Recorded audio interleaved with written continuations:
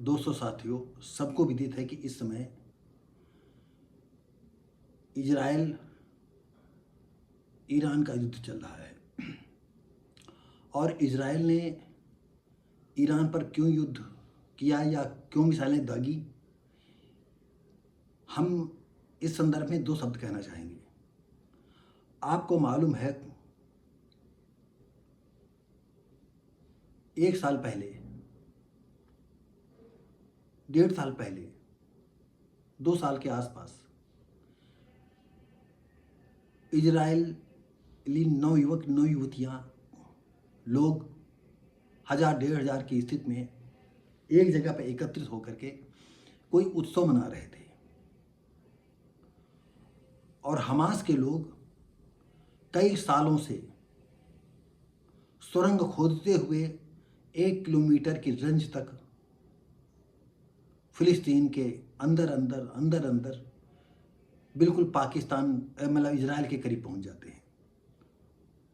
और उनकी खुशियों को इन आतंकवादी ग्रुप ने जो है कैसी कैसी घटिया हरकतें की, कितने लड़के लड़कियों का अपहरण किया, कैसे उनके साथ पशुता का व्यवहार किया, कैसे जिंदा जलाया, कैसे रेप किए, कैसे स्तन काटे। यह बहुत ही अफसोसजनक की स्थिति थी। और फिर इजराइल ने जो है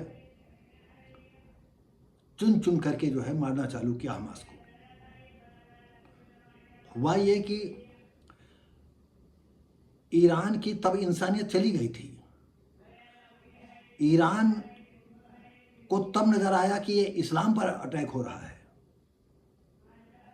तब उसने हमास का जो सहयोग दे रहा था, और ईरान हमास को नहीं, हिजबुल्लाह को भी मदद कर रहा था, हूती विद्रोहों को भी मदद कर रहा था। यानी तुम्हारे इस्लाम में यही है क्या, सिर्फ आतंकवाद को बढ़ावा देना? हम तो समझ ही नहीं पाए कि इस्लाम का रूप रंग कैसा है। जब से देखा तो उसमें कहीं औरतों के लिए ये है, कहीं दूसरे धर्मों के लिए ये है। दूसरे धर्मों को इंसान मानते ही नहीं, वही उस स्वर्ग जाएंगे, बाकी सब यहीं रहेंगे। एक वो दाढ़ी जो इंडिया से भागा हुआ है, हरामी मुस्लिम, वो कहता है कि अमेरिका के बसने वाले मुसलमानों को जो है जन्नत में जगह ना के बराबर है। उस हरामी कमीने से अगर कोई पूछे और दाढ़ी उसकी कैसी है, वो थोड़ा कहना उचित नहीं है। बुकरा जैसी दाढ़ी रखाए और ऐसे ऐसे कमेंट करता है मूर्खता की, और डॉक्टर अपने को कहता है। तो ये लोग आखिर सब इस्लाम के लिए काम करते हैं। सब का जो है किसी न किसी रूप में आतंकवाद को बढ़ावा देना होता है। पूरे दुनिया में जितने मुस्लिम कंट्री थी, किसी ने भी जो है ईरान को रोकने का कोशिश नहीं किया कि आप हमास को क्यों समर्थन कर रहे हो, आप हिजबुल्लाह क्यों समर्थन कर रहे हो, आप हूती विद्रोह क्यों समर्थन कर रहे हो। मतलब छोटा सा एक देश है इजराइल, उसको तुम मठिया मेट करना चाहते हो। और ऐसे में इस मामले में हम अमेरिका को धन्यवाद देते हैं कि कम से कम इजराइल के साथ आप डट करके खड़े तो हो। और आज के पेपर में आज पता चला है कि नहीं, अमेरिका भी जो है इसके परमाणु ठिकानों पर जो है ऐसे हमले किए हैं जो 60-60 फुट मोटी बंकरों को नष्ट करने में सक्षम है मिसाइलें। और यह अभी खुलासा नहीं हो पाया है कि अमेरिका के हमलों से उसके परमाणु ठिकाने ध्वस्त हुए कि नहीं हुए। एक बीच में तो कुछ खबर मिली थी कि नहीं, कुछ जो है रेडिएशन लीकेज हुआ है, जिसकी वजह से लोग भाग रहे हैं, तेहरान से भाग रहे हैं, ईरान से भाग रहे हैं। और उसका जो मेन गुर्गा है वो डटा पड़ा है। भाई ये भी है कि इस्लाम में ये दिखाते हैं कि अगर जिहाद करते मरोगे तो जन्नत मिलेगी। तो जो खोमैनी हैं इस समय प्रमुख ईरान के, वो सोच रहे होंगे कि हम अगर मिसाइल गिरे और हम मरे तो हम सीधा जन्नत पहुंच जाए। और यहाँ की अभी ये सब पुरानी औरतें हो चुकी हैं, नई नई हूरें होंगी, मस्ती लेंगे। तो हमारे लिए जिहाद करना बहुत ज़रूरी है, इसलिए झुकने का नाम ही नहीं होता है, ना झुको। खैर, हुआ ये जब इजराइल ने अटैक किया तो वहाँ पर हजारों जो है भारतीय लोग काम कर रहे हैं, पढ़ रहे हैं। अब जितने छात्र थे, भारतीय दूतावास ने या भारत ने उन लोगों को आर्मेनिया के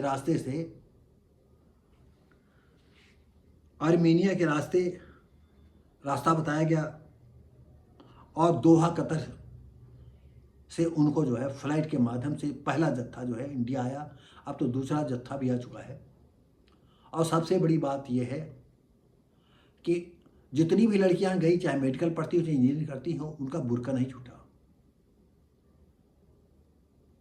उनको दूसरे आज़ादी नहीं हो। सबसे बड़ी बात यह है कि जैसे कहते हैं बचपन से ही अफीम पिला दी जाती तो अफीमची हो जाते। तो जितने ये लड़के लड़कियां हैं उनको जो है इस्लाम का ऐसा घूंट पिलाया जाता है कि बुर्का पहन करके तंबू में चलना उनको गर्व महसूस करती हैं।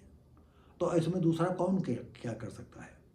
एक ईरान में आपने घटना सुनी होगी कि एक लड़के ने सारे कपड़े उतार दिए। सिब्रा कच्छी में जो है एक यूनिवर्सिटी या कॉलेज या कहीं ऐसे कैंपस में दिखाई पड़ती है वो चहलकदमी करते हुए, और ये ईरान तुरंत पुलिस आती है, उसे गिरफ्तार कर ले जाती है। इसके पहले आपने देखा होगा एक लड़की के सिर्फ ब्लड खुले हुए थे और उसके साथ किस कदर से जो है मारपीट किए गए थे। क्या ऐसी लड़कियों को ये लोग पुलिस मिलिट्री बख्शती होगी? सामूहिक रेप करते होंगे, बलात्कार करते होंगे और बाद में मार देते होंगे ये लोग सिर्फ जन्नत जाने के लिए, जिहाद करने के लिए।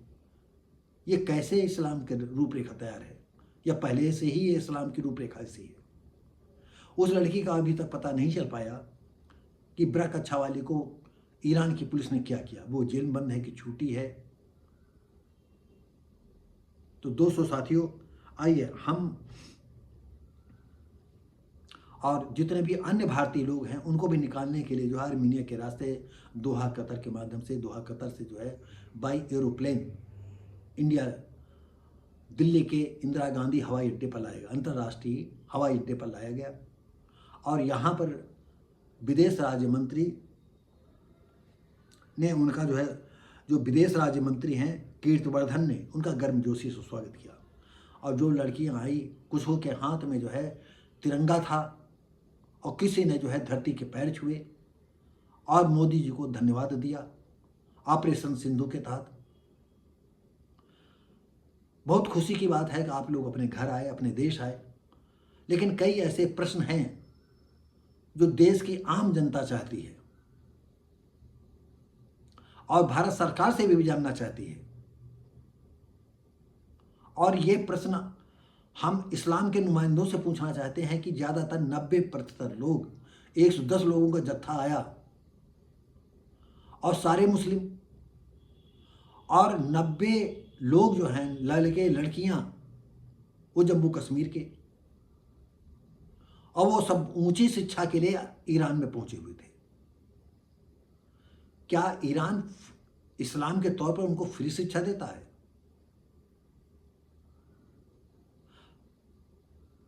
क्या कारण है कि या आप जो है इस्लाम के नाते वहां पहुंचते हो पढ़ने के लिए, या वहां की सस्ती बहुत पढ़ाई है? अगर सस्ती पढ़ाई है तो हम चाहेंगे मोदी जी से कि ऐसे संस्थान बनाएं देश के किसी कोने में जहां उचित आप समझें। और जो लड़कियां ईरान मुस्लिम कंट्री जाती हैं मुसलमान होते हुए, उनको भारत में वो सारी सुविधाएं मिल सके, वो अपने बजट में पढ़ सके। और एक कट्टर इस्लामिक रूपरेखा तैयार करना है उनके माँ बाप को, उनके परिवारों को, या कस्बे को, या राज्यों को, तो वो अलग बात है। लेकिन ये जरूर प्रश्न उठता है कि इंडिया से जो है, जहाँ इंडिया की जो है दुनिया में इस समय शिक्षा नंबर 1 पे जा रही है, वहाँ आप इंडिया में रहते हुए, जम्मू कश्मीर में रहते हुए आप ईरान पढ़ने जाते हो। क्या ये प्रश्न नहीं उठता है? क्या आपने इंडिया सरकार से पूछ करके जो है ईरान में एडमिशन लिया था? और जब आप पर पड़ गई तो आप इंडिया गवर्नमेंट को देख रहे हो, भारतीय दूतावास की तरफ देख रहे हो, हमको बचाएं, हमको बचाएं। क्यों बचाएं आपको?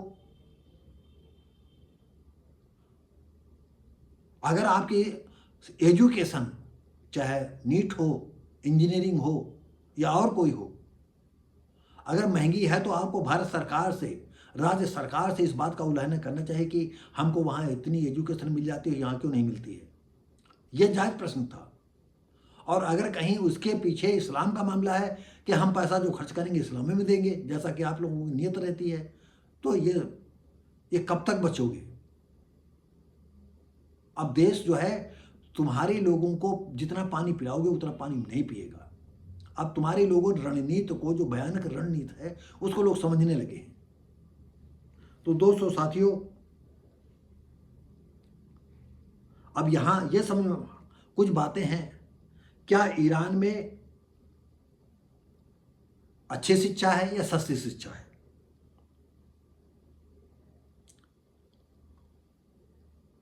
क्या जम्मू कश्मीर के छात्रों को भारत में अच्छी सस्ती शिक्षा नहीं मिल पाती है? यह हम भारत सरकार से क्वेश्चन करते हैं। क्या मोदी सरकार इन दो बातों पर ध्यान देगी? पहली, क्या जम्मू कश्मीर के छात्रों को भारत में अच्छी सस्ती शिक्षा नहीं मिल पाती है? क्या मोदी सरकार इन दो बातों पर ध्यान देगी? क्या ईरान में अच्छी शिक्षा है, सस्ती शिक्षा है? यदि भारत में अच्छी शिक्षा है, सस्ती शिक्षा है, तो ये भारत से क्यों ईरान गए? या मुस्लिम के नाते मुस्लिम कंट्री पढ़ने के लिए? ये बातें भी सोचनी है, समझने की है। तो दोस्तों साथियों, अगर ये मैंने क्वेश्चन उठाए हैं तो हमारे देश की जनता को ये जानने का हक है कि जम्मू कश्मीर के मुस्लिम लोग, मुस्लिम लड़के लड़कियां क्यों ईरान में जा रहे हैं? क्यों भारत का पैसा तुम्हें ईरान में खर्च कर रहे हो? तुम्हारा देश इतना बड़ा है, क्या तुम नहीं सोच सकते हो कि हमारा पैसा हमारे देश में रहे? या तुम इस देश को, तुम्हारी जिस तरह से लोग उजागर करते हैं कि तुम इस देश को अपना देश नहीं मानते हो?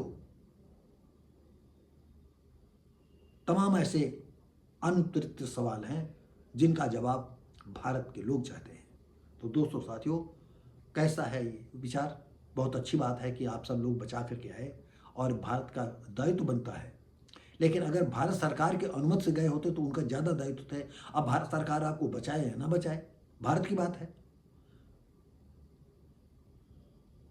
अगर भारत सरकार जो है, जो भारत के लोग हैं, बच्चे हैं, युवा हैं, बाहर विदेशों में, ब्रिटेन में या कनाडा में पढ़ने जाते हैं या दूसरे कंट्रियों में पढ़ने जाते हैं, क्यों जाते हैं? चाइना में पढ़ने जाते हैं, जापान जाते हैं, यहाँ क्यों नहीं शिक्षा पे एजुकेशन दे पा रहे हैं?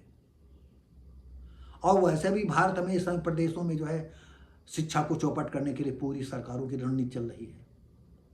खैर, ये कैसा एपिसोड रहा, कैसा हमारा वीडियो रहा, आप लोग कमेंट करके बताएं साथियों। लाइक शेयर कमेंट करें, जो बातें आप कहना चाहते हो कमेंट करके बता सकते हो। सब्सक्राइब करें, बेल आइकन दबाएं। हम मिलेंगे आपको अगली वीडियो में, तब तक के लिए नमस्कार, जय हिंद।